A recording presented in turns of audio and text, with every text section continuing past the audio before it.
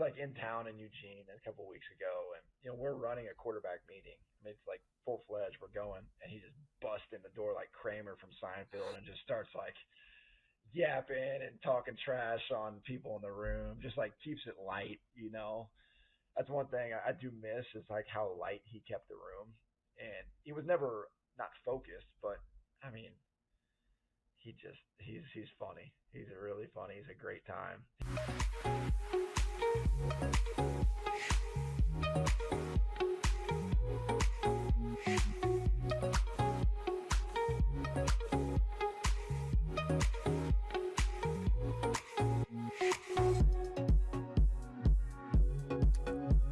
Oh, and it feels good to be back. Welcome back or welcome to Y Option.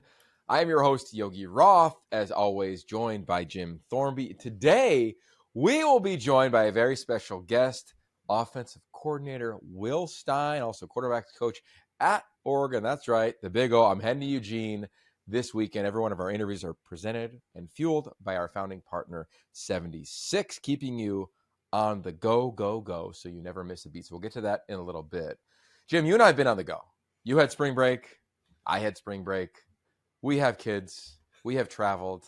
We have come back. I did a stint at NFL Network for Good Morning Football. We have not stopped with the content. So make sure you go to yoption.com or all of our social. We are repurposing. We are giving you all the content on draft week we possibly can. Jim is not sleeping. I can confirm that because he's texting me when I am sleeping. But to that point, welcome back. It's been a while. Yeah, I'm good to be back here and not like posting stuff from an Orlando hotel room. But, here we go. We're back. The college football world definitely did not slow down as we took our little break. That's for certain. I know. It's like we have a lot to catch up on, and also so much happened. So Jim had a great trip in Orlando. Disney was amazing, I'm sure, right? Universal. My bad. There you go. Universal. Is Universal different than Epcot, which is different than Disney? Yes. Well, Epcot is part of Disney. Okay. And then Universal is its own little world. It was great because we had done the Disney trip a few years ago to Orlando. My wife actually used to work at Disney in Orlando, but we made our trip out there to see what was up at Universal before the new park opens up there next month, which is a whole another story. But not on the radar right now. So just this is on my radar right now. All right. Well, good. Hey, we created this environment here at Y Option for a couple of things. One, we wanted it to be thoughtful dialogue, most importantly, in college football and the sport that we love. But two, also to give ourselves some agency within our lives. So when Jim has spring break, go hang with the kids. I was like, do not call, do not write, do not talk. Like we sent out a few things that we prepared in advance, like the Tavian St. Clair podcast. Go check that out. It's a deep dive on the Ohio State University. I had a spring game there. And then when I did my little spring break, went to Mammoth for a couple of days, 5-hour drive up the road. After our flag football team got a nice little win, we're on a little hot streak. We're in the mix of the playoff run here.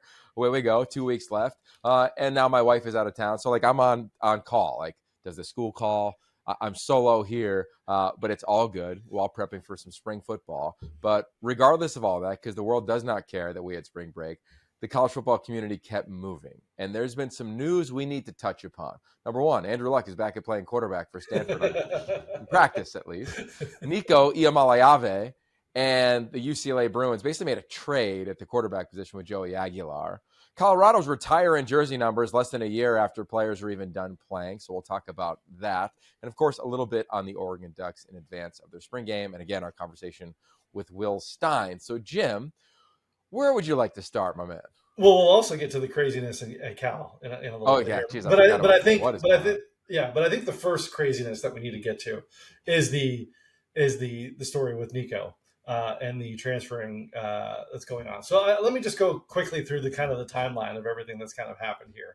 So obviously Nico was a huge prospect out of Southern California. He was the number 3 overall recruit in the class of 2023, number 2 quarterback behind Arch Manning. But he went out to SEC country. He followed kind of the Bryce Young, CJ Stroud, like not going to a Southern California school, which we can talk about that a little bit later. UCLA was in his final top 12. But USC was not. He spent 2 years at Tennessee. The first year he was a backup. The second year he led the team to CFP. It seemed like things are really progressing in the right way and exciting for them. Now his brother, who was also a top high school recruit in this last cycle, he had been committed to UCLA in May of 24. Signing day, he flips from UCLA to Arkansas. Allegedly, that might have had something to do with Eric Bieniemy leaving at the time, but I won't get into the speculation around that. Then come December 24th, Joey Aguilar from App State, who had a great year with them, he goes into the portal. 4 days later, he comes to UCLA. So it's like UCLA now has their quarterback to kind of figure out for this next season. Then come to April 12th, Nico, he enters the transfer portal. 8 days later, he says he's going to UCLA. The very next day, Aguilar says, all right, well, now I'm going to the portal, and he's going to Tennessee. So in theory, this is like even though it's not really, but it's like the first ever trade in college football. Aguilar going from UCLA to Tennessee, Nico going from Tennessee to UCLA. What's ironic, I saw this morning, Aguilar actually has higher Heisman odds right now than Nico does going into the season, almost twice as better odds of that. Then that same day that Aguilar enters the portal to go to Tennessee, Madden Ayamabiala is now going into the portal and coming back to UCLA. So it's like just this whole swirl. There was even rumors out there that Robert McDaniel, who we saw at Elite 11 last year, who had decommitted from Arizona to go to UCLA last year, that he was going to go in the portal. Now, as of those reports were coming out Monday night. Tuesday morning, he was at UCLA practice. So we'll see how things progress out there. But as of right now, as we're recording this on a Tuesday afternoon, that is not true. But it's just, an unbelievable saga and such a caption of what's going on in college football right now. Like it's just things are completely off the rails. Okay. We said we're going to be thoughtful. Respond. Yeah. We're going to be thoughtful. Yeah. I think the first thing to do in this is to zoom way out. And if we were on this show or any show in late December, right? You said December 24th was when Joey Aguilar hit the portal, and on the 20th he went to UCLA. So if we were talking, call it mid-January, and we said UCLA has Nico Iamaleava on their roster at quarterback, how would we feel? Excited for UCLA. Yeah, this is huge. Yeah. This is monstrous. Like, are you kidding me? They have not been able to land an elite QB like this in recruiting really since Dorian Thompson-Robinson. Or when I think elite, I often think of like the premier Elite 11 guys. And Robert McDaniel, you're right. They flipped him late. He was an Elite 11 guy. Was going to Arizona in advance of signing day. But we would say, wow, this is awesome. So I think like when we net out of it, and even if you're Tennessee and you're like, hey, we're going to get Joey Aguilar, you're going to get a really talented, I think it was the highest rated transfer portal quarterback, at least at the time, you'd be like, yeah, okay. Like, you're not that, to me, if you zoom out, you're like, UCLA wins in this regard if you're going to comp those two places. They have one of the best quarterbacks in America who led a team to a CFP berth. That's where I kind of like, I'm like, okay, let's just enter the conversation from there. Now it gets really nuanced because it's the timing of post-spring. So on one hand, this is a Tino Sinceri offense. He is running this offense for Deshaun Foster. I know this offense pretty well. This is not the air raid. This is not 5 routes. This is not, 8 concepts in the passing game. Like, this is a very intricate offense. So on one hand, you're like, oh, and this is when you can get negative on it, right? Like, got missed spring. It's really hard to learn the system. And I agree with a version of that. And it's also the staff's job to get him ready. And I've known Tino since he was in college at Pitt. He's going to do that. I mean, Nico Iamaleava is going to be primed to play for the Bruins. And I think they should. I think you net out the Heisman odds. I think to sit here and say, like, UCLA's roster is better than Tennessee's roster, we just be like, no, like, it's just further along in the build at Tennessee than where UCLA sits right now at Deshaun Foster. In addition, I would say, what does this move signify about UCLA? It signifies that they can go out and get one of the best players in the world. It signifies that players want to play in LA. It signifies that Deshaun Foster has a magnetic element to him in his second year. And what I would claim really like the first year. He was hired in February. he had to kind of makeshift the staff to a certain degree. Obviously didn't see eye to eye with Eric Bieniemy. He's out after the season. In comes the guy who's going to run his offense in the style in the manner in which they desire in Tino Sincero, who I think is an absolute star. I mean, star, all caps, in coaching. So I think when we kind of relax and look at it, like, win for UCLA. And then you add in the other element, which is Mikey Matthews, transfers from, he was at Utah, then Cal. Now he's at UCLA as a wide receiver. Like, there's the Nico effect that I think will support the transfer portal.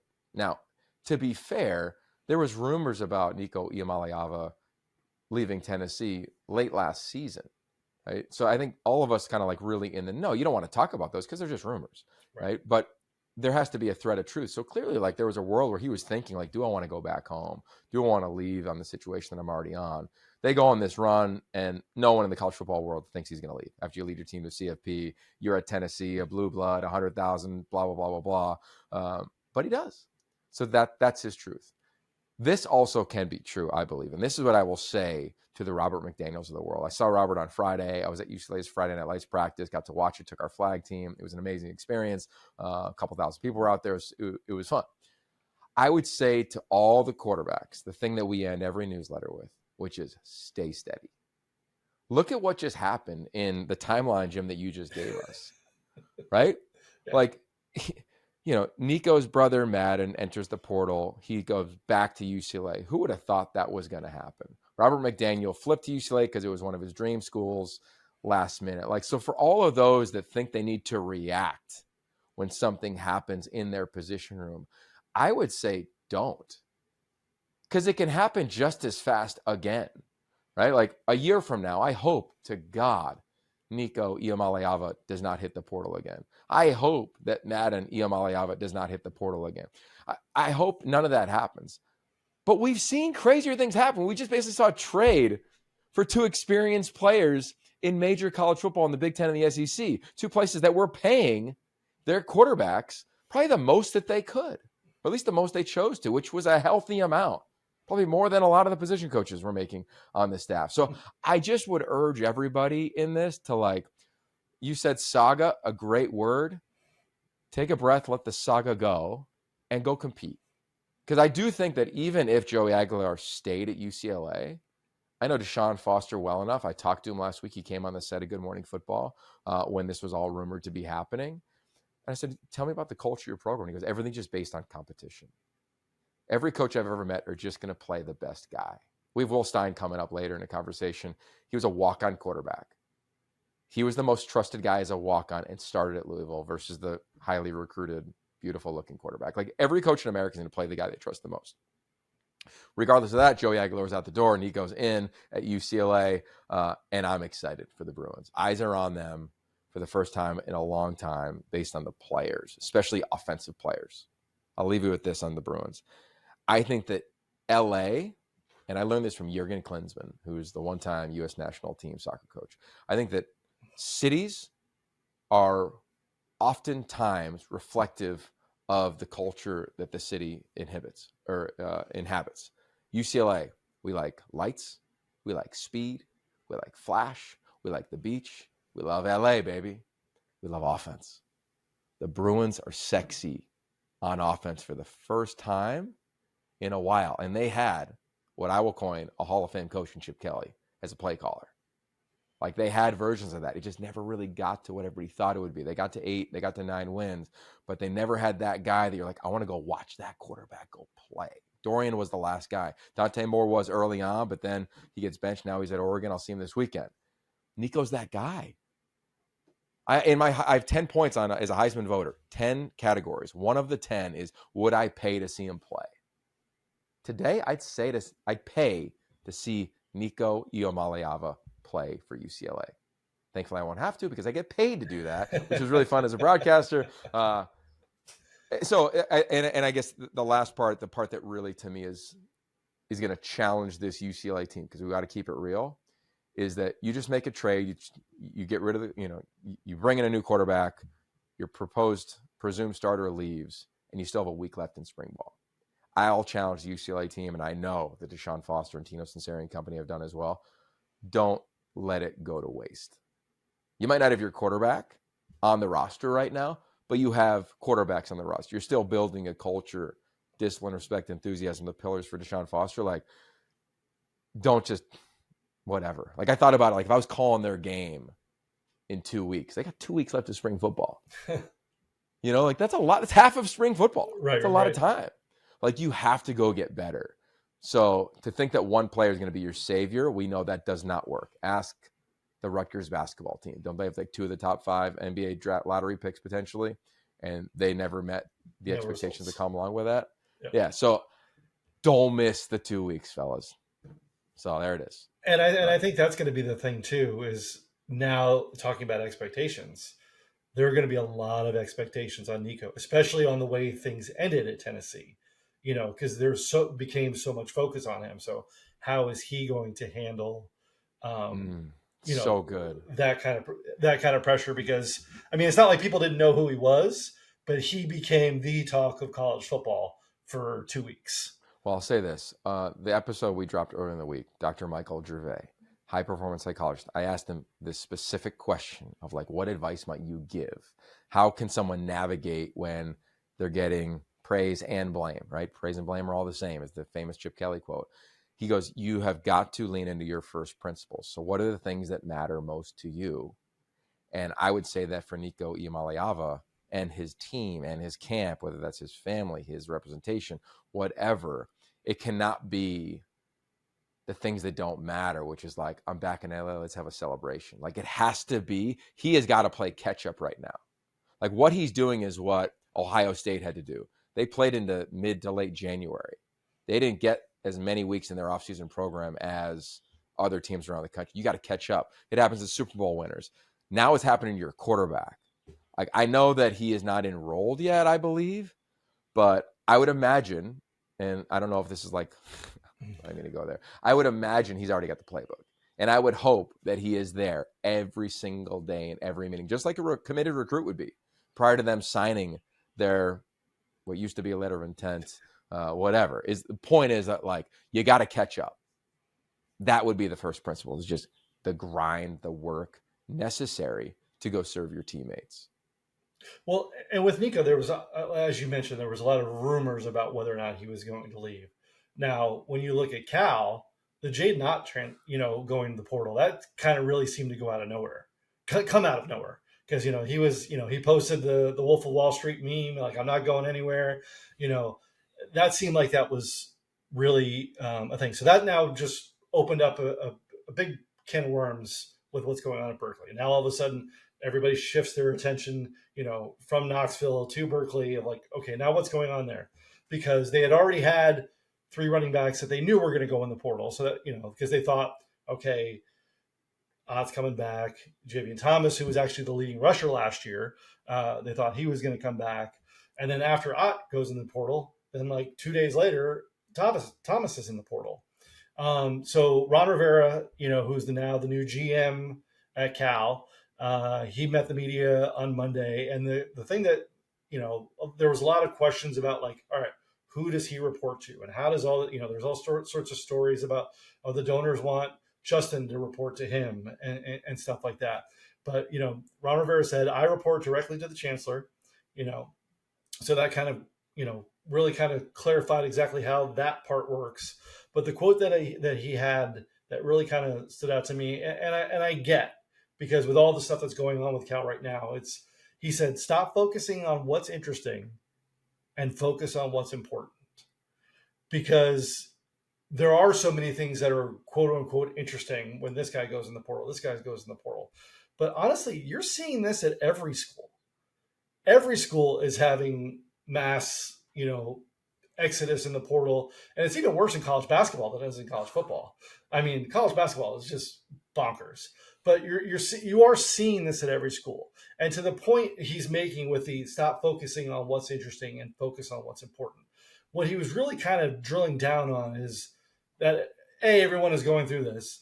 And it's, let's see, that means all these other players are out there as well that they can come and go get. So it's easy. It's super easy as a fan to panic when you see, oh my God, our leading rusher is gone, and now our star running back is gone, and 3 of our top receivers are gone, and our tight end Jack Endries, he left to go to Texas. It's like, oh my God, like what's going on? But until we actually see like fall camp or even really week 1 and who's actually at all of these schools, it's so like it's almost kind of funny when people like did in January, like they're, oh, here's our way too early top 25. Yeah, it is way too early because you have zero clue who is actually going to be wearing these uniforms for these schools in here. So there is kind of a catch. I get it, because you look at who's leaving and you're kind of like, oh man, like, what's going on right there? But you do have to kind of catch your breath and go, okay, they're still going to fill all these spots with guys. And every other school is losing dudes left and right as well. So where will they net out at the end of this is what I think is what is quote unquote focus on what is important. Ready, set, dream cabin nestled in the woods. Just 4 hours to go. New job halfway across the country. Butterflies before a first date. Wherever you go, 76 fuels all the ways you go, go, go. Yeah. I think 2 things can be true. I think it can be totally fair to be like, what is happening? Because they have lost a dramatic amount of productivity. And you're right. And Ron Rivera's right. You can replace it. But spring football is a time where like you are learning a new coordinator's system. Like defense, they lost their defensive coordinator, Peter Sermon. But Justin Wilcox is as gifted as a defensive mind as there is in college football. Not worried about that side of the ball one bit. Vic So'oto, congratulations. I'm so pumped for you to get this opportunity. I love so many guys on that defensive staff. Brian Harsin, who I haven't spent a ton of time with, I know a bunch of mutual people, he is in his first spring at Cal. Nick Rolovich in his first spring at Cal. So yeah, I'm with you. Like you can replace it, and they will, to Ron Rivera's point. Cal has a ton to sell, folks. Elite degree, really cool place to spend time, and you have sent a bunch of guys to the NFL. Like you saw a version of what it could be last year in the Miami game when game day was in town. The Calgorithm will be intact. And Justin always has his team playing smart and tough. Those are the words that define Cal football to me. So they will be that. Will they be explosive? Will they be able to run the ball with the next level running back who's now at Oklahoma with our dear friend Jim Nagy? Like, I think it's fair to bring that up of like, hey, man, like, yeah, I get it. There's a ton of players in the portal, but you got to find time to practice them. Okay, so let's move forward. What doesn't get any play? They call them PRPs, player run practices. They are no longer like, hey, go through the quick game, take them through the play action game. No, like player run practices have a script now in college football.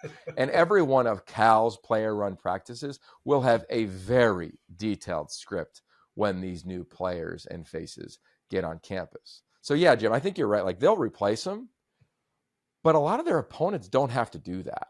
You know, like I think we forget about that oftentimes of like, yeah, like we got a bunch of new, we're exciting, we're ahead of schedule. Like, well, some teams are like within the system already. They've been running their scheme for a long time. Like Pitt's defense and Pat Narduzzi, hail to Pitt, like they've been running this scheme for over a decade now. Like they know exactly how to do this. So for Cal's offense, and I don't know their schedule by heart, but if they got to play Pitt again, like Pitt's further ahead. Like that's just a small example of that. So I'm a huge Justin fan. I think it's fair to say that both things are true. I also think we are obsessed as a culture in college football with the GM and the box the GM falls under. Is it the Andrew Luck box, which he can hire and fire the coach? He's done that. Is it the Jim Nagy box where he's going to work alongside Brent Venables? Right? That's to me what is at USC. I just spent time there over the weekend. It was awesome with Lincoln Riley and company. Or is it the traditional model, which is like it's the coach and then it's the GM under him? And I think people are asking that because Ron is such a big name. I will say this. I know Ron Rivera enough to be dangerous. I know a ton of people that know him that have been on this show. The regard they have for the man that he is off the charts. I've talked to people that have coached for him in the NFL. I've interviewed him on documentaries before. He's big time. He's not going to go in there and try to be anything that isn't the right thing for the program. He's an adult in the room, folks. He's not going in there and all of a sudden they're going to try to flip that program inside and out. He's got to go learn about college football from Justin Wilcox, who is one of the more accomplished experiential coaches, I think, in the game. Like his 8th year I'm guessing off the top of my head. Something like that? 2016, I think, was the first year with Justin, right? So this will be going into year 9, I believe. Yeah, like that's an eternity, right? And then to what he's navigated, portal, NIL, COVID, recruiting, I'm excited to watch this thing go. And I know Justin well enough, like he has such a low ego, and I believe Ron Rivera does too. So nobody's in there trying to flex their muscles. Like they're trying to get the team right. And I think that is the thing that matters most. I'm so curious to see who ends up there player-wise. I think it'd be a really fun offense with Rollo and Coach Harsin. We've seen the reports like Coach Harsin isn't a good fit. Like I can't confirm those at least. I haven't talked to anybody that said that. It's not like he's not a West Coast guy. And it's not like he hasn't coached for a long time. He came under the Chris Peterson tree, who there's nobody we regard more on this show than Chris Peterson. So I want to see the thing play out. But I think it's fair to have concern with where the roster is, especially at the skill positions coming out of spring. And the one thing you can say about Rivera too is, he doesn't need the job. I mean, it's not like he's through his long NFL coaching career, he's made enough money to not worry about ever having to have a job again. He loves Cal. I mean, he's an All-American, a Hall of Famer. Like he was at game day. I saw him last year at game day when Cal was there. He was wearing his Cal varsity jacket. So there's no doubt about he's not doing it just for it being a job. Yeah. He's doing it because he loves Cal. So in that respect, at least his mindset is in that right direction. I want to say this other thing, because the last thing that to me stood out, and I know it's how it is at Stanford now with Andrew Luck and who he reports to, right? Like, who does he report to right now? They don't have an AD. It did stand out to me that Ron Rivera said he reports directly to the chancellor. Like, there is an athletic director in this whole thing, and Jim Knowlton, who oversees athletics. To me, it's not a shot at Jim Knowlton. It's to me a reminder of what is going on in college football. It is so big that there's a world where like athletic directors oversee all the other sports. And does the GM just oversee football? Not because it's a slight against the AD. I think that's how people have interpreted that. And I'm not there. I don't know what to interpret out of that. But I know Jim Knowlton decently well, I think. I don't think it's a slight at him at all. I think it's like this thing is its own operation. Like college football, folks, is moving in a direction, and it is not necessarily towards the rest of collegiate sports. And even if it is, like we're ignorant if we think that it should be in the same bucket. Even as men's or women's basketball, which are revenue-driving sports, like they're about to be 105 players and $20+ million in revenue share to college football. Like if you're an AD, overseeing that is its own job, let alone the other non-revenue or revenue-generating sports, and especially a place like Cal that is so proud of, the I don't know the number, but the 20+ sports I'd imagine they have on their list of sports and regarding NCAA competition. So I think that we're going to trend that way too. I think more GMs are going to be reporting to a chancellor, just like an AD does. You're reporting budget, you're reporting fiscal, and then the GM, like, what type of GM are you? Like, Ron's a football guy. I think we'll start seeing certain GMs that are like money people, just like we saw with ADs. And it was like, what was it, like the CEO of Walmart became an athletic director? Like we've seen that. We've seen a version of this story in the past. And I think a version is happening again within the GM element in major college football. Yeah. All right. Well, speaking of the past here and honoring the past, it's funny. I was going to say controversy, but it kind of seems silly to use the word controversy around this. But last weekend, Colorado spring game, they retired the numbers for Travis Hunter and Shedeur Sanders. Now, a few of the notable Colorado alums from the past weren't really down with the way that all kind of happened. Our former colleague Chad Brown, David Bakhtiari, who was played for the Packers for a long time, Philip Lindsay, even Joe Klatt. They all kind of came out, and to make sure this is like reported accurately, none of them had any problem with Travis Hunter getting his number retired. I mean, the dude's a Heisman winner. They knew that was going to happen at some point, like that he needs to be honored. There was a little more about Shedeur, but even so much, I don't even think it was about whether, I don't think they were criticizing the worthiness of Shedeur. of that him being honored at some point during his thing. I think the majority of the conversation was around the timing of this. I mean, these guys are two guys that, you know, are just finished their college careers. There's a very short list of Colorado retired jersey numbers before this. You saw, you know, it was Rashaan Salam, the former Heisman winner, Bobby Anderson, Joe Romig, and Byron Whizzer-White, who went on to become a Supreme Court justice. Like, that's it. That's none of those guys played on that 1990 national championship team that has, whether it's Darian Hagan or Eric Bieniemy or Alfred Williams, and the list goes on and on of guys from that team who, you know, have great resumes. So I'm curious where you kind of, when that whole story was coming around, where was your mind gravitating with that story? Okay, I'm going to answer that. Can you do me a favor and just look up when Rashaan Salam's jersey was retired? I believe it was 20 years after he was done playing, and he had already. I think I called the game. I believe you did. Yeah. Yeah. That's what struck to my mind. I remember spending time. And he had already passed, I believe, at the time of the retirement. So to that point, I got a couple thoughts on this. And again, I think it's important to be really thoughtful and zoom out. What Deion Sanders, Coach Prime, has done at Colorado is phenomenal. It's phenomenal. You cannot argue. This is, if they don't win another game, it is one of the greatest success stories in college sports. Why? Okay, well, they won a Heisman. Start there. He's like man of the year and getting attention to him and the university that they never had before.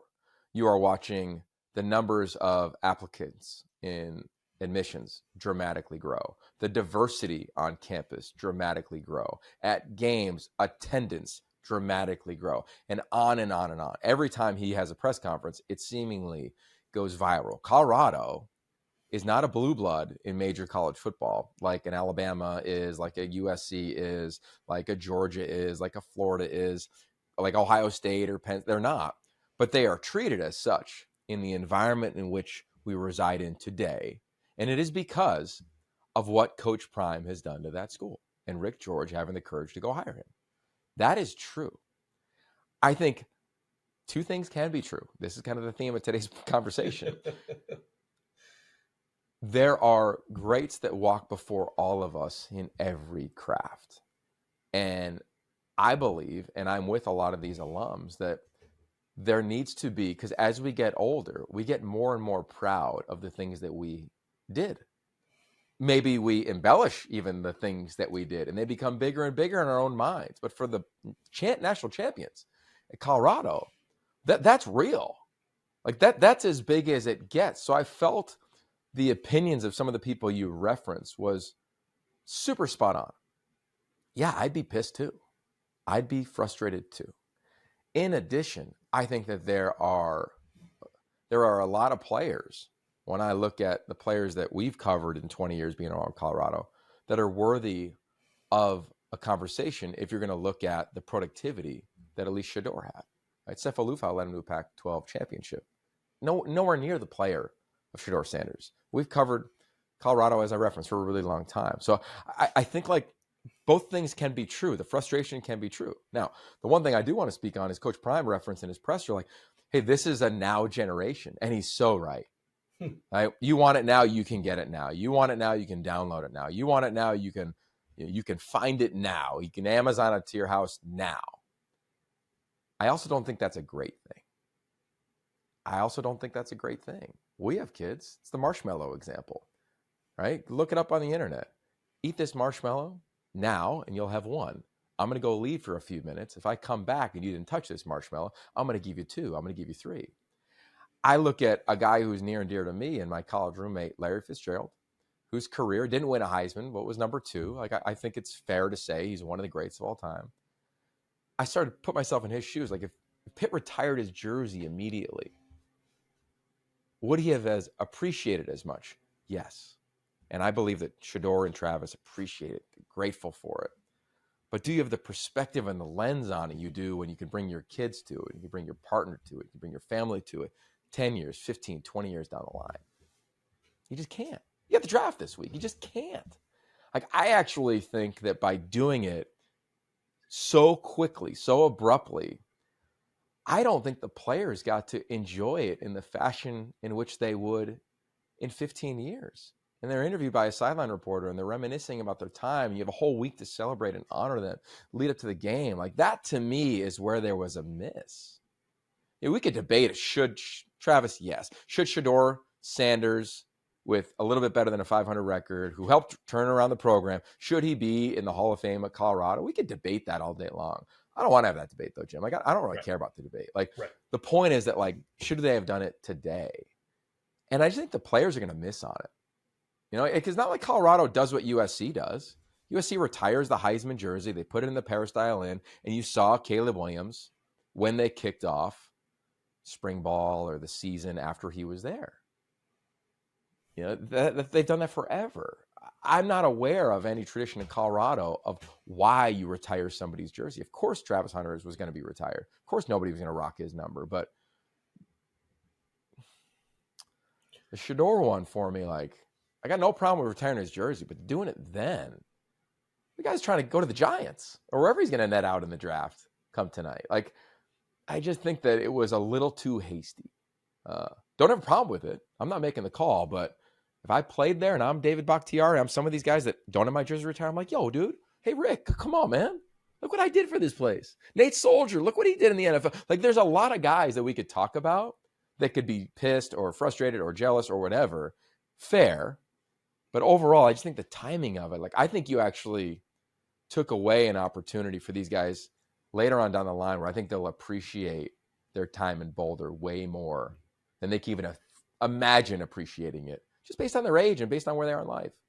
And it's funny too, because I know like he's not been shy about saying that he doesn't care about what other people's opinions are on this. You know what I mean? And in some ways I respect that. It's just like, this is what I'm doing. Like, you know, but with, you know, not having, to your point of like, there's not going to be that moment now, 10 years from now, where they come back and do that. And like, you're always continually, you want to continue to like have these guys from the past want to come through. So if you're a guy like Deion Figures, who wore the number 2 before Shedeur did, you know, he was the Big 8 Defensive Player of the Year. He was consensus All-American. He's in the College Football Hall of Fame. Just last year, he got put in there. He's a Thorpe Award winner. He was on that national championship team and had the game-selling, you know, interception. How does now Deion Figures feel about what this program feels about him? That's a great point, because that jersey needs to be retired. For him. I think in college football, why is it so unique? Is because of the pageantry. Yeah. And what do we all struggle with? I'm generalizing, but I'm going to assume a lot of people watching or listening would agree, is we struggle with the professionalization of the game that is so collegial. And we struggle with change, conference change, road trip change, ideology change. Like, Deion is a unicorn. He's a unicorn. He's a cultural icon. He is going to do it his way. I don't think that he's ever trying to be disrespectful to the game. Yeah, I was up there. We wrote about it. You can check it out at YOption.com. I spent some time there with the Nike Coach of the Year clinic at the Coaches Summit in Boulder about a month and a half ago. He has great regard for the craft of football. But I don't know if there's like this is how they've always done it, so this is how we're going to do it vibe to him at all. No. And there You're never 100%. has been. Yeah. Now, was it a miss to not have Deion Figures retired? Yeah. Like, I think if you go back in time and if you're trying to project out, and I'm never going to try to predict or put words into Coach Prime's mouth, but if you knew 2 years from when you got the job, you're going to retire these 2 players' jerseys, you probably would have tried to retire maybe a couple other guys in advance of it, just to celebrate the past. Like, I feel like that's what it's on the wall in their facility. I could see it now, but it's all about like honoring the past, like the brothers of the Buffs. Like, it's part of their fight song. It's part of their mantra. And I feel the frustration from their players, because this is what we love about college football. In the NFL, you don't have that. Very rarely. You got a couple rings of honor, maybe. You have to be so premium to get into that. College is different. And you're right. Colorado has been average at best in the last 25 years outside of a couple seasons. This last season? Yeah. There's been and like the max season? three or four seasons in the last 25 years where you're like, okay, that was good. That was a good one. Yeah. So I get that. So it's just a hard one to navigate. I congratulate those two guys, but I'm bummed for them, honestly, because I wish they had. I wish they could just come on back and do it at a different time in their life. So much is happening for them. I mean, imagine like your wedding day that week. If all of a sudden you were put in the Hall of Fame, it'd be super cool. But you'd be like, hey, like I got something else going on. Yeah. And these guys, Travis, I think he's going to Green Bay. Shador, I'm not sure. I can't remember. I should know this, but I can't off the top of my head remember who was going to the draft this year. Yeah, the jersey retirement. There it is. Colorado's still in the news, though. I'm looking forward to watching them in their spring game. I'll tell you the last thing I thought about. I was like, well, if their current quarterbacks play well, because they're in a quarterback competition right now, like, did they get their jerseys retired? Like, if they go 10-2, like that's to me, like also you're setting yourself up for some dialogue. Again, Coach Prime's not going to care about that at all. Nope. He did sign a big extension, so we could only presume he's going to be there for a while. But we also know Rick George. He was on the staff of that national championship team. Like, it's not like he's not thoughtful around it. So I'm sure there was a lot of dialogue, because you can't do this and not anticipate the criticism that came with it. Like, if you've ever been in sports, you knew that was coming the minute you made the announcement. So I'm sure they thought through that and then chose to go the road that they went. All right, speaking of roads, love a good walk-on story. Love a good walk-on story, and that is today's guest, Will Stein. He grew up in Kentucky. He balled out as a high school athlete, and he had a dream to go play major college football and to follow in the footsteps of his one-time walk-on father. The school he was dreaming about didn't necessarily feel the same way. So he went to their rival, walked on, started, had a scholarship, and now you could argue he's as talented of a play caller in all of college football. He is our guest today, fueled by our founding sponsor, 76, keeping you on the go so you never miss a beat. I am on my way to Eugene right after this conversation. I hope you enjoy it with Will Stein, offensive coordinator, quarterbacks coach for the defending Big Ten Conference champions, Oregon Ducks. All right, as mentioned, Coach Will Stein, I'm excited. This is like walk-on central right here. Two former walk-ons, overachievers. Here we go, man. Try hard guys, which I hated that phrase as a walk-on. Yeah. I would not respect the movie, never a fan of the story when it's thrown on all of us. Yeah, no doubt. Yeah, I mean, like, we were ballers, man, freaking ballers. We're a little overlooked in high school, but we still balled out. That's right. I want to start there with you. We've had many conversations, and the only rule I really have on this show is to ask questions I don't know the answers to. And it's been a joy tracking your career and obviously calling games in Eugene and getting to know you along the way. But your dad was a walk-on. You were a walk-on. Did you lean into that narrative? Because I think we can tell ourselves a story about what it means to be a walk-on early on in our sporting lives. And you had a dad who maybe modeled that for you. I'm kind of curious what that might have been like for you as a young athlete. Yeah, my dad was a really, really good high school football player at my high school, Trinity High School in Louisville, Kentucky. All-state, was like a beast middle linebacker. But he was 5'11", probably, I don't know, in high school, maybe 195, 200 pounds. So he ended up walking on at Kentucky.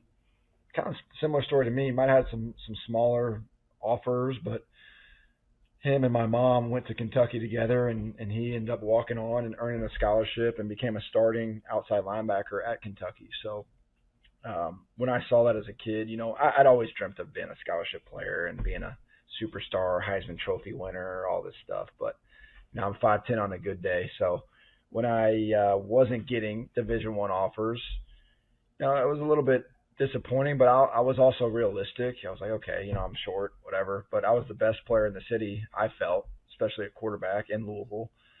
And so I had some Division III offers, Franklin College in Southern Indiana, what's it called? Schools in Ohio. They have a lot of Division III schools in Ohio, right? All reached out.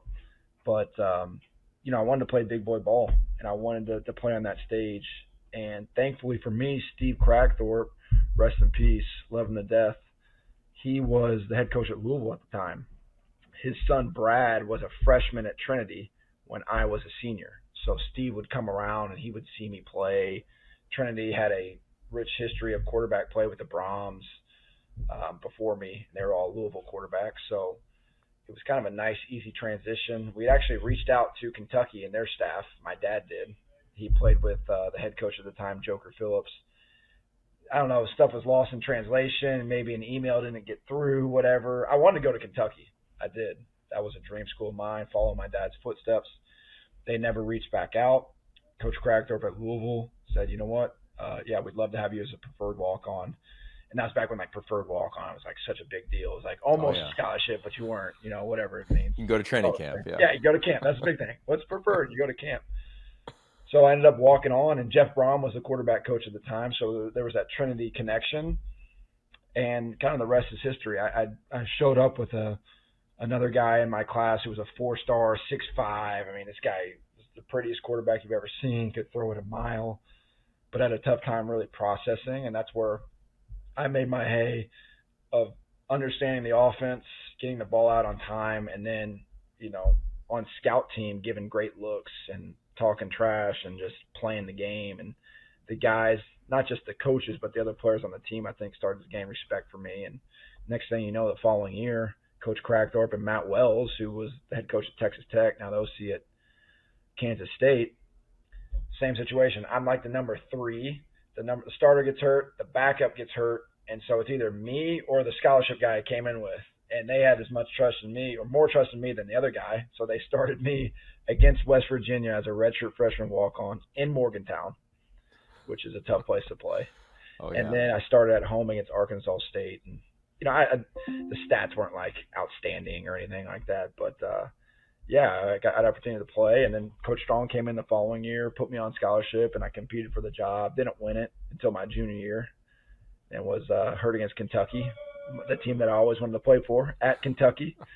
And then some guy named Teddy Bridgewater ran on the field. So, you know, that was kind of my college career story. And I wouldn't change it for anything. I really wouldn't. I loved every second of it. Had a blast playing. Had some of the you know, the closest friends in my life in college, and the experiences that we had, winning, losing, partying, chasing girls, you know, doing all this stuff, man. I wouldn't change anything that happened. I met my wife in college. Coach Strong won a lot of games after we put Teddy in the game. Get to Texas. I meet Jeff Traylor at Texas. He brings me on the UTSA. So it all just kind of works out. And, yeah, but it's all because of a walk-on journey. Yeah, I think about that a lot too. Like as we get older, you look back on your life, and I'm like, if I don't walk on at Pitt, I don't meet Brennan Carroll, who's the son of Pete, who brings me out to USC, who gets me to coach, and then I transition to broadcasting. Then I meet my wife on a plane coming home from Stanford's spring practice, you know, almost a decade ago. And I'm like, you peel it all back, and you're like, if you didn't go walk on, you know, your life just unfolds in a totally different way, which is a beautiful part of getting older. I do believe there's something that every walk-on needs, and it's somebody to breathe life into them, or for them to have a conviction that I can go play in front of 80,000. Like that was my whole thing. Like, I want to go play. I can't imagine turning on ESPN on Thursday night and seeing Syracuse play Pitt and me playing at a D3 school or a 1AA Ivy Patriot League school. Did you have someone that breathed the life into you, or was it the model of your dad, or was it the story that you told yourself that you could go achieve the things you just referenced? I think it starts with my family. I have extremely strong male influences in my life with my father, my grandfather, my uncles, and they were always big believers in me. They always said, you know, it's not how big you are, it's how big you play. And so I held that chip on my shoulder, that mindset that no matter what anybody tells me, I'm going to go get it done. Did it always work out exactly how I planned? No, but the mindset that I believe that I brought every single day helped me create my own dreams into reality. And did I ever think once that I would have that type of career and play? I think so, but there's also doubt that creeps in as a walk-on, as somebody that's maybe an overachiever. Like, can I really do this? But yeah, my dad was a huge influence. My coaches in high school. And then, I mean, Steve Cragthorpe, the guy that brought me on, he believed in me. He told me. Matt Wells, my second quarterback coach at Louisville, he believed in me. Jeff Brown was my first one at Louisville. He believed in me. And shoot, then I had Mike Groh, I had Sean Watson. Like, I had phenomenal coaches that believed in me and they told me. And I think that's the credit to them. It was also hard work that I put in to allow them to believe in me. And that's kind of the same mantra or mindset that I take to my players. You know, it's not how big you are, it's how big you play. Because I've been around some really good-looking players that couldn't play dead in a Western, you know, or some other guys that look more like me that could. Now, I don't want a whole team full of Will Steins. I don't. Or Yogi Roth. We need some, No, we need some no, size. that We need doesn't some win. strength. But it is good to have those guys, the heartbeats and people that play for something bigger than just nowadays NIL or, you know, status or likes. I mean, they really play for the love of the game. Were you, and I want to get into all that stuff here in a minute, but one more on like your past. I think every walk-on, like ourselves, we had this chip that you just described on your shoulder. I also think that the chip on the shoulder of proving everybody wrong can make you exhausted versus like proving yourself right. For me, like my playing career, when I look back on it, it wasn't full of the joy that I would hope that my two sons have when they play a sport, or anybody in college now amid the world that we live in. For you, like the chip that led you to success, is it still there with where you sit now? Or do you view the sport with just a more experienced lens that might be defined a little differently? I think it's some of both. You know, I think sometimes chips can be like you said, held as like grudges, and it can be kind of a negative connotation.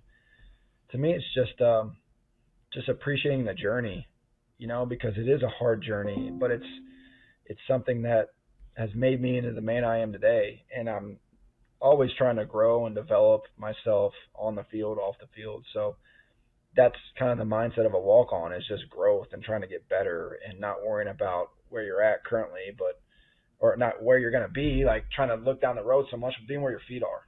And that's what I've always tried to do. So yeah, I think there's some of both. I think there's still that fire, that chip that does come out, but are you harnessing it in a good, positive direction, or is it me against the world mentality, which that just becomes a selfish mindset, and then everything you do is for your own personal gain. So, you know, walk-ons are selfless. They grind. Majority of them, probably 99%, don't ever step on the field. So they're selfless by nature and by trade. It's the ones, or anybody in life, that is all about their self-gain and their self-status that, you know, might work for a little bit, but it catches up to them. Yeah, that's well said. I think for young coaches that have tremendous influences like yourself, I think a challenge can be, how do I carve out my own identity? Like the first time we met, I go back to my notes from it. It is awesome because I asked you about like your offensive philosophy, because you've got West Coast traits, you've got air raid traits, you've got all these different schematic elements that were poured into you based on where you worked and who you worked and learned under. And what I was most impressed with from a EXO standpoint is like you carved out like what you wanted to be as a play caller, as an offensive identity. How did you navigate that, man? Because your influences are amazing. Like your playbook is like who's the guy on Twitter all the time who's always like tweeting out like great plays? Dan Casey. Yeah, Coach Casey. And I feel like you could pull something from a variety of different trees with you offensively, but you found a way to make it yours. A, was that a challenge? And B, how would you define it now? It's still ever changing, ever evolving. You know, sometimes it's a blessing and a curse.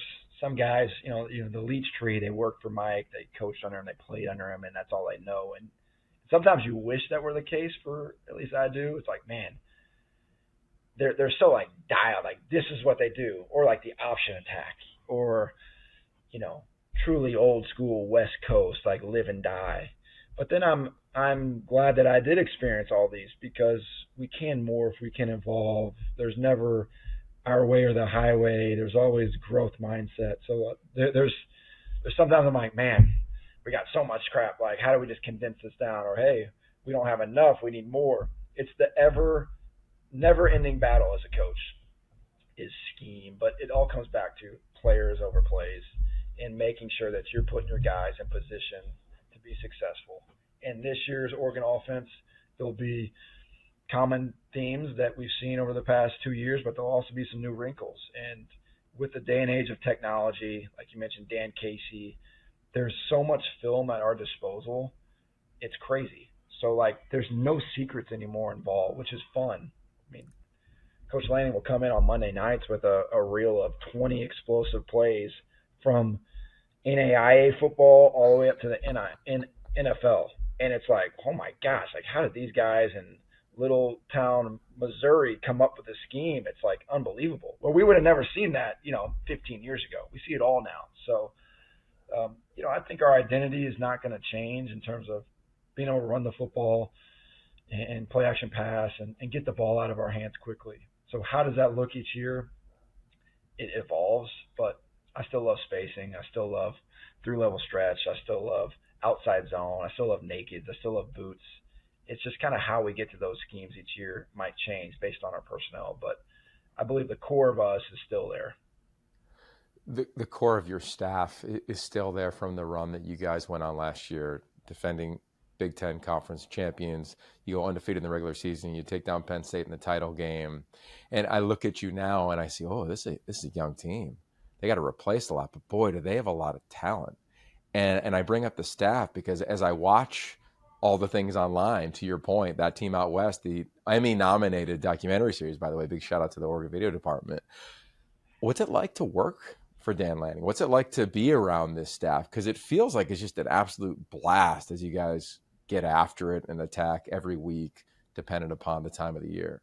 Yeah. I was in college for 5 years as a coach before I went to Lake Travis High School, and I had no high school coaching experience. But it was the greatest 2 years of coaching of my life because of the camaraderie, because of the staff retention at Lake Travis under Hank Carter. I mean, those guys have been there for over a decade. And when you go into that environment as an outsider and you're part of a staff like Hank built at Lake Travis, where guys are vacationing together, guys are taking their kids out together, guys are going out to eat together. It's just like such a brotherhood in Texas high school football. Like, there's no way it can happen again. There's no way. This staff is as close to that, if not the same, as I've ever been a part of. And I never thought it would feel like that. But the camaraderie, the connection is like Lake Travis. And that's really special when you have that type of connection from adults. To me, it bleeds into our players. And when you got families up here daily with kids running around the building, when I'm going on vacation with Coach Maringer and Coach Lupoy in the off season, like that matters. It matters to me, it matters to Dan, it matters to our staff because, shoot, man, I mean, when the bullets are flying, you want guys in your foxhole that you believe in, that you trust. And it's a credit to Dan for hiring the right guys, because we all know, like, hiring is just as important as scheme as anything. And he's hired high IQ, high character guys. I mean, he hired me from UTSA. Alik was the assistant D-line coach at Minnesota Vikings. Before that, he was a GA here. He's the best O-line coach in the country. Drew's been a bunch of different stops, but Drew is a phenomenal coach and a phenomenal person. Sam. And then you look at Tosh, Brian Michalowski, Chris Hampton was at Tulane before here. Like, Dan didn't just go out and hire what everybody thinks is an all-star crew. Hired Ross Douglas, young guy from Syracuse, to be our receiver coach. And there's people all across the country, huge names that want jobs here. But Dan goes through the process. He interviews more than I've ever been a part of. I mean, if there's a job opening, we're going to interview it. We're going to exhaust it until we find the perfect piece to the puzzle. And if they can't fit connection-wise, if they can't fit with our staff, like, they're not going to be here. So it is important. The staff retention is a credit to him, Coach Lanning, our athletic director, Rob Mullins, the type of environment that they've built here, how it's family friendly, but then how we all love football and we all love coaching. And that's, to me, a huge piece to this puzzle. I've been doing this 25 years now, and I don't know if I've heard of staffs vacationing together. Like, when you get your time off, it's like, hey, I'm out. No offense, but I'm going to go see my family, or I'm going to go somewhere with just our core. That speaks to the number one DNA trait that you all preach pretty regularly, which is connection. With that said, how do you think that has impacted the roster? Because we live, as we know, you guys live in a transient world in college football now. Everybody's doing that. Players are on 1-year contracts. They can dip whenever they want. Coaches can tell players, hey, maybe this isn't the place for you. Like, it's a different world and just in the day-to-day operational aspect of college football. you're at one of the hottest teams, hottest brands in America. Like, it could be as transactional as it wants, but it sounds like that's the inverse of what's been built there. And from being there, I think I could attest to that. But you live it every day. I'm curious, that connection element that the staff has, how have you seen it impact the team coming off a Big Ten title? Yeah, I mean, in the day of NIL and transfer portal, we still develop real relationships with recruits in high school and their families, to where they truly believe in our process, in our culture, and those guys have been retained throughout all the portal. You know, like, do guys leave? Yes. We haven't lost one starter to the transfer portal since Stan's been here. That is a huge testament to what he's built here, our culture, our style of play, our development. Guys are getting drafted here more than they ever have in the history of Oregon football. So it is a testament to Dan and then the coaches, but then the players. Like, these guys, if you're not about ball, I tell guys this all the time in recruiting, if you don't really love it, like, this is not the place for you, because we grind. Like, our guys work. We meet, we practice, and we repeat it every single day. Like, we are football you. If you want to go clubbing, if you want to be in fraternities and sororities and do all that stuff, it's just not the place. Like, this is a very unique place, Eugene, Oregon. But the longer I'm here, the more I realize how not just connected we are as a team, but how everybody outside of this building just loves the Ducks and will do whatever for our players. And the support that we have is unlike any place I've ever been. It really is. And the alignment. I think that's one thing that people talk about in college sports is alignment, even professional sports. From Phil Knight all the way down, everybody else that's involved with our donors, with our support, with Rob Mullins, to Dan Lanning, to every coach in this organization, it's aligned. There's one mission, and that's to win and to do it the right way. So that alignment bleeds to our players. The players see it. A lot of these guys will go away and they'll be like, man, I didn't know how much I missed it. We've had guys leave our program and they want to come right back. So it's a unique place, but it's very special, and to me, we just do it the right way. Speaking of special, you referenced your time at Lake Travis. High school, we probably would agree that it's got this purity to it. And I get that high school players can transfer every year now too, and there's NIL in high schools, et cetera, but it's still this just magical time. You go from coaching in college to then coaching, as you referenced, at Lake Travis. I'm curious, did you have a moment where you were like, you know what, I'm gonna keep doing this? Or what pulled you to say, no, I'm going to take a run at college? Because now you're sitting like, let's call it out, man. Like, you're close to being a head coach, if that's a desire for you. I mean, that opportunity, I'd imagine, has presented itself or will present itself at some level. And I'm wondering, if you go back to your time there, was it a conscious choice to be like, no, I want to take a run at this thing? Or, hey, let's stay here. Let's build a life that could be pretty cool coaching high school ball? I mean, I would have easily stayed at Lake Travis long term, or even tried to be a head high school coach in Texas. It just takes somebody believing in you. Just like Steve Cragthorpe believed in me to be a walk-on quarterback. Jeff Traylor believed in me when I worked for him at Texas as his GA, and then he was bouncing around. He was at SMU with Chad Morris, then Arkansas with Chad Morris, and Jeff. I mean, people say, I'm going to hire you. I'm going to hire you. Everybody, I mean, we've heard that all the time. I heard that as a GA before I got into high school ball. I'm going to take care of you. Well, the guys that I was working for, unfortunately, we didn't win at Texas. We didn't. So guys got let go. Guys got fired. The guys that I was closest with at that point in my career were not trending up like we were when we got to Texas. So it's like, okay, what am I supposed to do? And like, man, I'm on this GA QC role, and I'm all about it, but I have an itch to call plays. I have an itch to make a real impact on the team outside of recruiting. Like, I want to coach ball. And at that point, if you're a GA, or I was a quality control, you couldn't coach on the field. So it's like, all right, well, I had some FCS opportunities, turned those down because of, I wanted to be in the big boys, stay at Texas. But then I got to a point, I was like, all right, like, I'm going to go do this. Lake Travis job had opened. I was like, all right, well, maybe I'll just go try this out. Maybe I'm going to be a head high school coach in Texas. My wife and I love Austin. We'll see what happens. I fell in love with it. But Jeff Traylor gets the UTSJ job, or at least an interview 2 years later, calls me up and says, he was actually going to Lamar. Lamar was going to hire him He was like, "Hey, Will, you want to be my OC at Lamar?" I was like, "Oh my gosh, Beaumont, Texas. All right, yeah.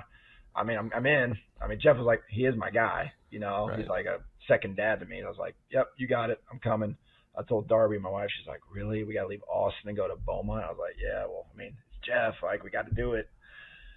And then thankfully that next day, he was like, "Actually, I'm getting an interview at UTSA. Like, are you in?" I was like, "Hell yeah, I'm in." Yeah. So he gets the job, and sure enough, what he said he was going to do, he did, and hired me as his receiver coach and pass game coordinator, and kind of the rest is history. So, to answer your question, I thought I was going to be at Lake Travis for a while. I love Hank Carter. All those guys on staff are like brothers to me. They still are to this day.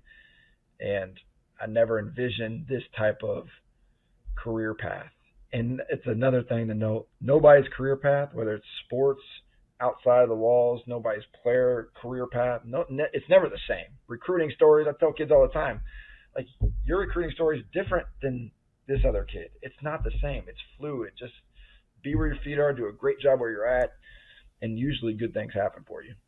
Amen, man. I love people that can hold space for the unexpected. And I think that's a beautiful part of life. I want to leave on this. One of my favorite phrases is form versus essence. So the form would be like, the mic flag that I hold, or the form would be like the title that you hold. The essence would be what you do every day. The form is the quarterback position. The essence is you've had the two most experienced guys in the history of the game in your first 2 years at Oregon, in Bo Nix and Dillon Gabriel.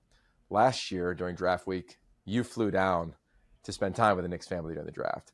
This year, I know Dylan's out in Hawaii. I don't know if you're going to be heading out there because I know you got the spring game this weekend. Curious your thoughts on just that position, what you have coached at the essence of that, those experienced players, and now what you are coaching, because you don't have anywhere near a third of that experience in your quarterback room now. Yeah, we'll be getting my money's worth this year, that's for sure, but I'm really proud of their performance so far this spring, and we're nowhere near a finished product. But to me, like, Dante had game experience at UCLA. Was it exactly what we wanted or he wanted? Probably not, but that experience it's vital to success moving forward. Austin had game reps last year, which was huge for him, and he sat in the room with Bo and Dylan. You got a young Brock Thomas who's been here as a walk-on, another guy I love that has been in our room for 2 years. Luke Moga's going into 2 years. So the cool thing about our room is we didn't add any outside pieces besides Achilles Smith Jr.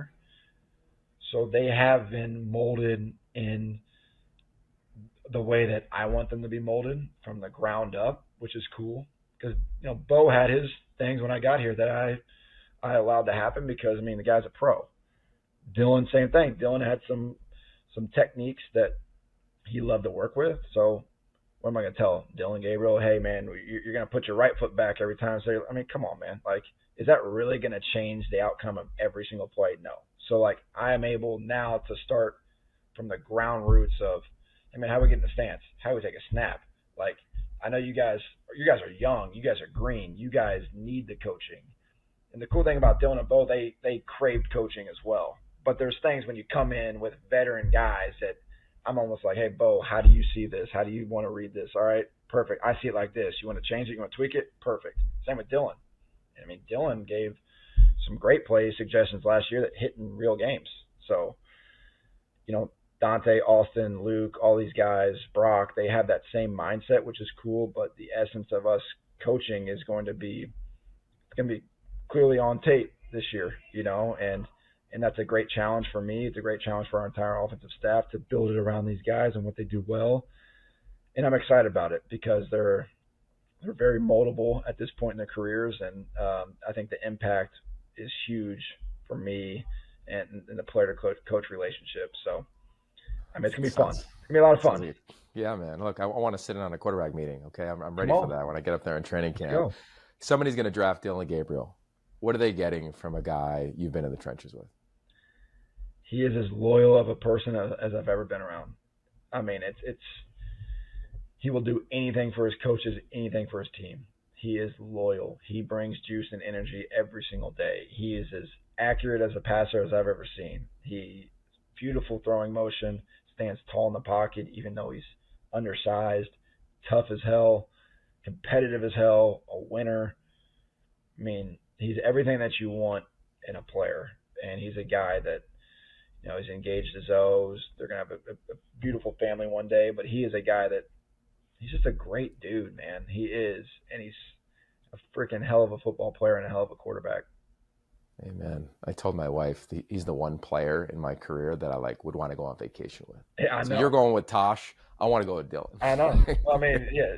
I mean, he's in town in Eugene a couple of weeks ago, and we're running a quarterback meeting. I mean, it's full-fledged. We're going, and he just busts in the door like Kramer from Seinfeld and just starts yapping and talking trash on people in the room. Just keeps it light, That's one thing I do miss is how light he kept the room. And he was never not focused, but I mean, he's funny. He's really funny. He's a great time. He's somebody. Yeah, I'm gonna tell him, hey, once you make all these big bucks, we better come to Hawaii and you hook me up. Amen. Amen. I want to go on that trip too. All right, we've booked a couple trips. We got a quarterback meeting. We got a trip to Hawaii, and I'll be in Eugene this weekend for the spring game. Coach, I know you got to get to a meeting, but thank you for the time, sharing some of your story, because I know it's going to inspire a walk-on now who's thinking about coaching, who's competing to try to get a roster spot, get a scholarship. And I think it's important we keep sharing those stories. So thanks, you, Yogi. I appreciate you having me on, brother. All right, man. There it is, Will Stein. There it is, Will Stein. Welcome to the Afterglow. Yogi Roth and Jim Thornby. This is the part of the conversation where we reflect back on the individual who just came out of the pod. So big love to Will for the time as they're finishing up spring ball. As always, our podcast and conversations are fueled by our founding sponsor, 76, keeping you on the go so you never miss a beat. This offense, Jim, are they going to miss a beat? They didn't in his first 2 years, going from Bo to Dylan. I can't wait to watch Dante and Austin and Luke and company and Akili on Saturday. Check that out on Big Ten Network. Your thoughts on what he just shared with us? Well, it's funny because he's saying that I finally, in some ways, I finally get to coach, because Bo and Dylan were what am I going to do? I'm going to mess with what they're doing? No, but my favorite part of it is just the image of Dylan coming into the QB room like Kramer, just wild, hey, what's going on, guys? And like that, I legitimately laughed out loud when he said that. So, yeah, he just seems like a really pretty centered dude on what he's doing. And, I remember, what was it now, 3 years ago when Kenny was the offensive coordinator there. And I've mentioned this on the podcast a few times. I set up an interview with him and Bruce Feldman, and I, halfway through that interview, I texted you and I was like, dude, this guy is a dude. And and I'm feeling the same way watching this interview. These guys are just different. And that's, yeah. I mean, they're not to compare and contrast the two of them, because they are different. They're different people. They just happen to have the same job, but they are both obviously just dudes. Totally. And there's a world where you're they're cousins, right? Right? Right? No, you're right. Great guys. I love what he said to me. What stood out was the connection that the staff has. The DNA traits at Oregon, I've said it ad nauseum. It's almost like a game. How many times do we say you could take a drink or something like that? But it's connection, growth, toughness, and sacrifice. And I mean it. Oregon's team, their program, is connected in a really powerful way under Dan Lanning. I love what Will Stein said about the staff. The fact that he goes on vacation with guys from the staff. That's very cool. I've never heard of it. I'm not saying it doesn't happen, but it doesn't happen as often as maybe people think, because you work so many days, so many long hours. You're together, 300 and whatever, 30 days a year, probably, something like that. You don't have a lot of days off. So I think that just speaks volumes. And then you nailed it on him being able to coach these guys from the ground up. I think there's something to that he coached Austin Novosad when Austin was in 8th grade. There's something around the habits that you have at that position. He often says, I have it in my notes for the spring game on my board over to my right, which is for quarterbacks, the number one thing that he looks for is time on task, meaning how much time have you poured into this craft within this system? And you looked at his two previous quarterbacks, they had a ton of time in other systems. They seamlessly transferred into Oregon system. Now you got these younger players who have been in his world now. And I would imagine you can kind of feel it to your point as a coach, you're excited about that. You know, he said he's going to earn his money. Congrats. He did get a new contract. He, Dan Lanning, and Tosh Lupoy. So congrats to that. It's a lot, but it's well-deserved in the world that we live in. And overall, just a great dude. Every time I see him, and really anybody at Oregon and Eugene, they're so gracious with me or my family. Last year, I took my oldest son, Zane, to the spring game. Not taking anybody this year, Jim, because I'm solo at home. Grandma's coming to save the day. So I'm going to go pack my bag. I'm heading to the airport. We'll be down and back. I'll be there with Guy Haberman, Kenyon Barner, all over draft weekend. So if you want some more content, go to YOption.com, search Kenyon Barner. That episode is really cool. You want some draft stuff, check out Daniel Jeremiah. And I love what you did at YOption.com. We took a lot of the content that I did last week on NFL Network, draft previews, especially sleeper quarterbacks like Dylan Gabriel. We put it all over our newsletter, our social. Check it out. We got you covered. Jim is all over the controls on draft night. Round number 1. We'll be connected on rounds 2 through 7 in free agency, and cannot wait to get into the stands and hear the music a little bit, hear shout a little bit in Autzen, and then one more spring game after that. So anything else before we shut it down here? No, man. It was a good episode. Excited to just keep the train moving. Keep the train moving. It's good to be back in the saddle. Spring break is over. Spring football is on. The plane is warming up. It's not a PJ, folks. Don't worry. But I think I have an aisle seat. All right. Lots of love. Stay safe, and quarterbacks, stay steady. Peace.